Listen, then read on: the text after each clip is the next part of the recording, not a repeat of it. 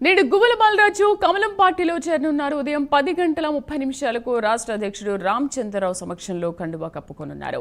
BJP రాష్ట్ర కార్యాలయంలో తీర్థం పుచ్చుకోనున్నారు. మరోవైపు గువ్వల బాలరాజు బాటలో మరికొంతమంది బీఆర్ఎస్ నేతలు ఉన్నారని బీజేపీ నేతలు చెబుతున్నారు. బీఆర్ఎస్ కాంగ్రెస్ నుంచి నేతలు తమతో టచ్లో ఉన్నారని, ఏ టైంలో అయినా కమలం గూటికి రావచ్చని అంటున్నారు.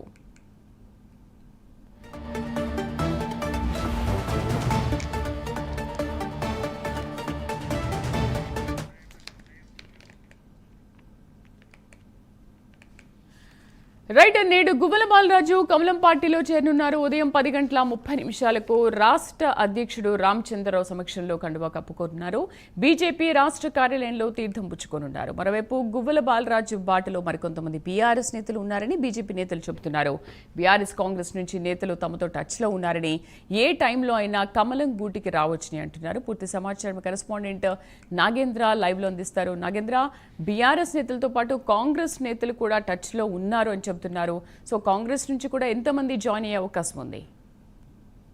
శ్రీదేవి, ముఖ్యంగా తెలంగాణ రాష్ట్రంలో బీజేపీ పార్టీ అసెంబ్లీ ఎన్నికలు, అదేవిధంగా పార్లమెంట్ ఎన్నికలకి ముందు చేరికలపైన ఫోకస్ చేసేది, అదేవిధంగా చేరికలను ఇతర పార్టీలకు సంబంధించినటువంటి నేతలందరినీ కూడా తమ పార్టీలో చేర్చుకునేది. అలాంటిది ఇప్పుడు ఎటువంటి ఎన్నికలు లేవు. ప్రస్తుతం స్థానిక సంస్థల ఎన్నికలు ఉన్నటువంటి నేపథ్యంలో మరొక్కసారి బీజేపీ పార్టీ చేరికలపైన ఫోకస్ చేసింది. దానిలో భాగంగానే గతంలో కేంద్ర మంత్రి కిషన్ రెడ్డి కానీ, అదేవిధంగా తాజాగా నూతన అధ్యక్షుడు రామచంద్రరావు అటు బీఆర్ఎస్ పార్టీకి ఇటు కాంగ్రెస్కి సంబంధించినటువంటి రెండు పార్టీల నేతలు మాతో టచ్లో ఉన్నారు. వారంతా కూడా త్వరలోనే కాషాయ కండువా కప్పుకోబోతున్నారు అంటూ కూడా వారంతా కూడా హాట్ కామెంట్ చేసినటువంటి పరిస్థితి ఉంది. ప్రస్తుతం కిషన్ రెడ్డి కానీ రామచంద్రరావు కానీ హాట్ కామెంట్ చేసిన తర్వాత బీఆర్ఎస్కి సంబంధించినటువంటి మాజీ ఎమ్మెల్యే గువ్వల బాలరాజు ఆ పార్టీకి రాజీనామా చేయడం, మరి కాసేపట్లో బీజేపీ రాష్ట్ర కార్యాలయం కేంద్రంగా అంటే 10:30 గంటలకి రాష్ట్ర కార్యాలయం కేంద్రంగా రాష్ట్ర అధ్యక్షుడైనటువంటి రామచంద్రరావు ఆధ్వర్యంలో ఆయన కాషాయ కండువా కప్పుకోబోతున్నారు. ముఖ్యంగా ఆయన రాష్ట్ర అధ్యక్షుడు 2 రోజుల క్రితమే బీజేపీకి సంబంధించిన బీఆర్ఎస్కి సంబంధించినటువంటి 5 కీలక నేతలు నాతో టచ్లో ఉన్నారు, వారంతా కూడా త్వరలోనే బీజేపీలో చేరతారంటూ కూడా ఆయన చెప్పినటువంటి నేపథ్యంలో ప్రస్తుతం ఒక మాజీ ఎమ్మెల్యే బీజేపీ పార్టీలో మరి కాసేపట్లో చేరబోతున్నారు.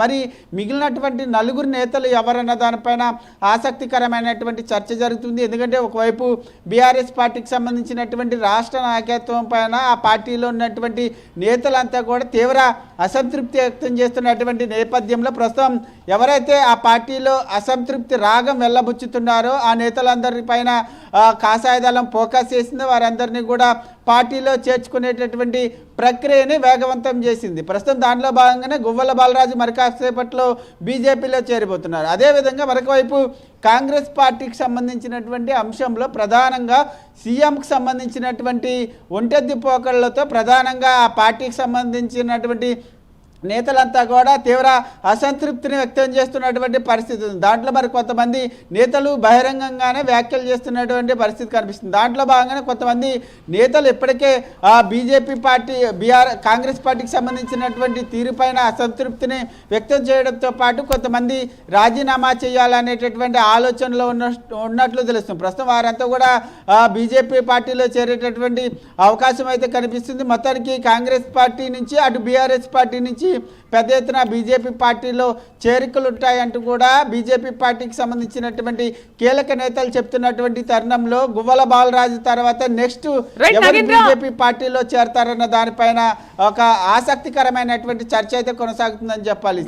స్థానిక ఎన్నికల నేపథ్యంలో ఈ చేరికలు అనేవి అటు కాంగ్రెస్ కి కానీ బీఆర్ఎస్ కు కానీ ఏ విధంగా మైనస్ కానుంది? అసలు ఎందుకు ఆయా పార్టీల్లో నుంచి బయటికి వస్తున్నారు? ఆయా పార్టీల్లో ఉన్నటువంటి అసంతృప్తి ఏంటి? కారణం ఏంటి అసలు?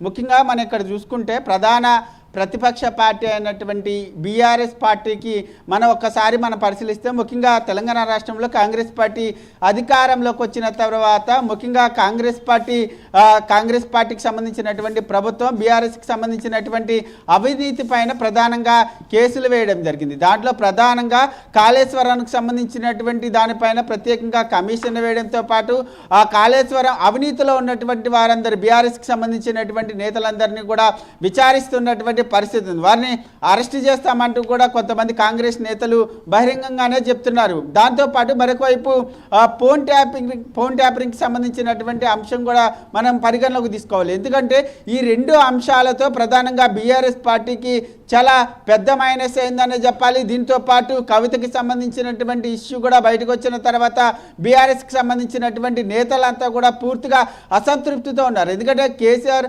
మాజీ ముఖ్యమంత్రి అయినటువంటి కేసీఆర్ బీఆర్ఎస్ అధినేత ఈ అంశాలపైన ఇప్పటి వరకు కూడా స్పందించినటువంటి పరిస్థితి లేదు. దీనిపైన ప్రధానంగా ఆ పార్టీలో ఉన్నటువంటి నేతలంతా కూడా అసంతృప్తిని వ్యక్తం చేయడంతో పాటు ఆ పార్టీని వీడి ప్రధానంగా బీజేపీ వైపు వెళ్ళాలనేటటువంటి ఆలోచన చేస్తున్నట్టు కనిపిస్తుంది. ఎందుకంటే దీంట్లో మరొక ప్రధాన కారణం కూడా ఉంది. ఎందుకంటే బీఆర్ఎస్ పార్టీ మరికొద్ది రోజుల్లోనే బీజేపీ పార్టీలో మెర్జి కాబోతుంది అనేటటువంటి వార్తలు పెద్ద ఎత్తున వినిపిస్తున్నటువంటి నేపథ్యంలో ప్రస్తుతం బీఆర్ఎస్ నేతలంతా కూడా ఒకటే ఆలోచనలో ఉన్నట్లు తెలుస్తుంది. దాంట్లో ప్రధానంగా బీఆర్ఎస్ పార్టీ బీజేపీ పార్టీలో మెర్జి కాకముందే ఆ పార్టీకి రాజీనామా చేసి బీజేపీ పార్టీలో చేరితే మంచిదనేటటువంటి ఆలోచనలో ప్రధానంగా బీఆర్ఎస్ నేతలు ఉన్నారు. దాంట్లో భాగంగానే గువ్వల బాలరాజు ఆ పార్టీకి రాజీనామా చేసిన తర్వాత ఆయనది ఒక వీడియో కూడా సోషల్ మీడియాలో హల్చల్ చేసింది. దాంట్లో ప్రధానంగా ఆయన చేసినటువంటి వ్యాఖ్యలను అర్థం చేసుకుంటే మాత్రం బీఆర్ఎస్ పార్టీకి సంబంధించినటువంటి నేతలంతా కూడా బీజేపీ వైపు చూస్తున్నటువంటి పరిస్థితి. మరొకవైపు